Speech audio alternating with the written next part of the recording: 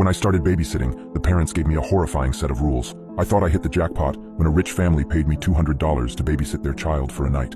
I never could have guessed this would have led to my life being ruined forever. The children were extremely well behaved and everything went smoothly the first night. The young couple must have thought that I had done a good job because word spread quickly around the rich neighborhood that I was a great babysitter choice. This was perfect for me. Most of the families around here pay way better than where I live since they all come from a long line of wealthy families. But I was always suspicious about some of the families. You hear rumors about really rich people, some very creepy stories, but I never actually believed any of them. Sometimes I'll babysit for a few hours and make a couple $100. Other times the parents want me to stay the night while they go off and get a hotel room so that they could be away from their kids for a change. That is where I make the big bucks. A couple of days ago, a husband and wife had texted me asking if I could stay the night at their mansion and watch their 7-year-old little girl for them. I happily agreed, not knowing this might be the last time I ever see the outside world again. When the day finally came, I drove my beat-up Jeep Wrangler to the edge of the rich neighborhood and made my way up this private driveway that I had never noticed before because the entrance was hidden back amongst the trees that surround the entire north side of town. I drove up this steep, winding driveway for what seemed like 10 minutes before I finally saw the house come into view. Out of all the houses I've babysat at, this was hands down the most gorgeous one I've ever seen. I hoped I would get some good money for this. I got out of my car and made my way up to the front porch, where I knocked on this gigantic wooden door.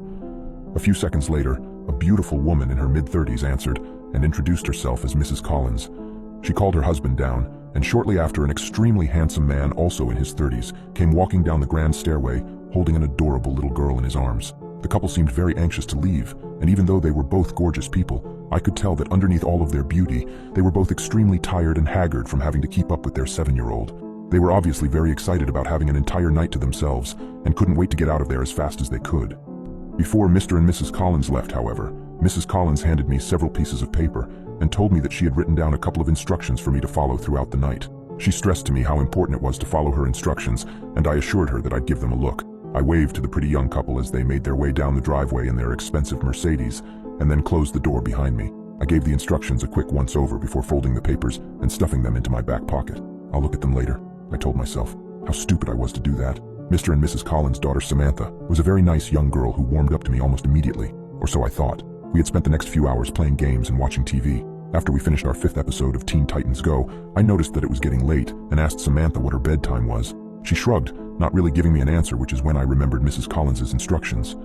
I pulled out the folded pieces of paper and scanned through them very quickly when I saw the words, "Samantha needs to be in bed before 8 p.m. I checked the time to find that it was almost 7:45. "Well, it looks like your bedtime is right now," I said, lift Samantha up off the couch so I could get her ready. She brushed her teeth and I tucked her into her California king-sized mattress. I told her goodnight and was leaving her room when she said something that stopped me in my tracks.